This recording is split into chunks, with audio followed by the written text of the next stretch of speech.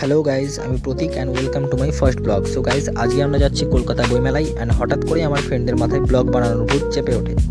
আমরা এখন শিয়ালদাতে আমাদের নেক্সট মেট্রোর জন্য ওয়েট করছি অ্যান্ড ফাইনালি আমরা মেট্রোতে উঠে পড়ি। বাট গেস হোয়াট, মেট্রোতে আমরা কোনো সিট পাই না। সো গাইজ, আমাদের এখন যেতে হবে করুণাময় মেট্রো স্টেশনে এবং সেখান থেকে নেমে কিছুটা হাঁটলেই আমরা পৌঁছে যাবো বইমেলায়। অনেক কষ্টে সিট পেয়ে আমার ফ্রেন্ড আনিসা খুবই খুশি অ্যান্ড ফাইনালি গাইজ আমরা চলে এসেছি করুণাময় মেট্রো স্টেশনে এবং আমরা গেট নাম্বার এ দিয়ে বেরিয়ে ঠিক সামনের দিকে এগিয়ে যাচ্ছি। কিছুটা সামনে গিয়েই আমরা দেখতে পাই কলকাতা বইমেলার gate number 7 and finally guys আমরা পৌঁছে গেছি কলকাতা বইমেলায় অ্যান্ড আমি আর আমার ফ্রেন্ড একটু ক্যামেরাতে দেখে নিচ্ছিলাম আমাদের ঠিকঠাক লাগছে কিনা। এরপর আমরা সামনের দিকে এগিয়ে যাই। এখন দুপুর 2টো, বাট সেই হিসাবে বেশ ভালোই ভিড়। আমরা এরপর সামনের দিকে আরও এগিয়ে যাই এবং সবার প্রথমেই আমরা ঢুকে পড়ি উদ্বোধন বুক স্টোরে। বাট সেখানে ক্যামেরা অ্যালাউড ছিল না, কাজেই আমরা কোনো ক্লিপ নিতে পারি না। এরপর সেখান থেকে বেরিয়ে আমরা আরও সামনের দিকে এগিয়ে যাই এবং বেশ ভালো ভালো কিছু বইয়ের কালেকশন দেখতে পাই।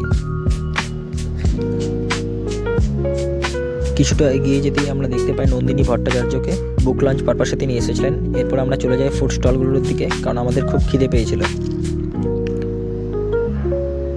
ফুড স্টলগুলোতে বেশ ভালোই ভিড় আপনারা দেখতে পাচ্ছেন, বাট আমরা কিছুই ডিসাইড করতে পারছিলাম না কী খাবো, তাই সবার আগে আমরা নিয়ে নিয়েছিলাম চা খেতে খেতেও এই মাইয়াগুলো কী জানি সব বকবক করেই যাচ্ছিল, আর অন্যদিকে চায়ের কাপে চুমুক দিতেই আমার মাথা যেন কাজ করা শুরু করেছিল।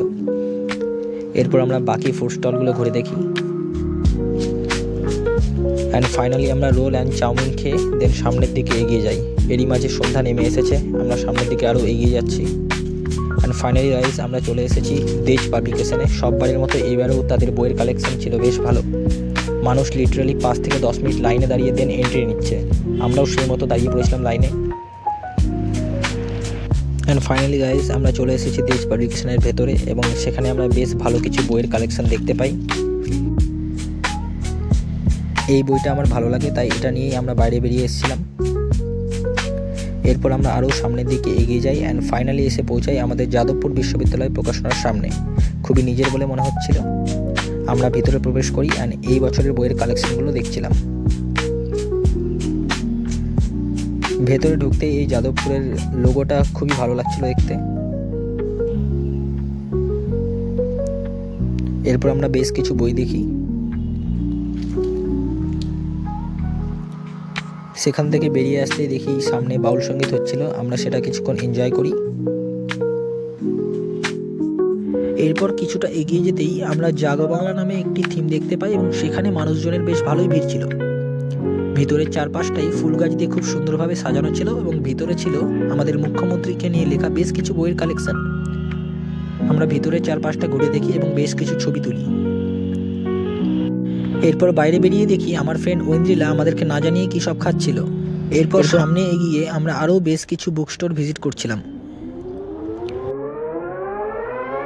ফাইনালি এখন বাড়ি ফেরার পালা গাইস অ্যান্ড এই যে আমার ফ্রেন্ড সৈকত, সে একটু দুঃখিত কারণ সে দুজন কাপলের মাঝখানে চলে আসে এবং তারা তাকে জিরো সিভিক সেন্স বলে দেয়। সো আমরা এখন বাড়ি ফিরছি এবং আমরা সত্যিই খুব টায়ার্ড। আমরা মেট্রোতে উঠে পড়েছি গাইস, বাট গেস হোয়াট, আমরা ছেলেরা এইবারেও কোনো সিট পাইনি। এত টায়ার্ডনেসের পরেও আমাদের স্ট্রাগল করে যেতে হচ্ছে। এদিকে আমার এই দুই ফ্রেন্ড সিট পেয়ে খুব খুশি। ইনি হচ্ছেন আমার বন্ধু সৈকত এবং সে কি কি বই কিনেছে একটু দেখুন, মানে ভাবা। ফাইনালি গাইজ আমরা শিয়ালদাতে চলে এসেছি এবং আমরা সবাই খুব টায়ার্ড। সো দেখা হচ্ছে নেক্সট ব্লগে।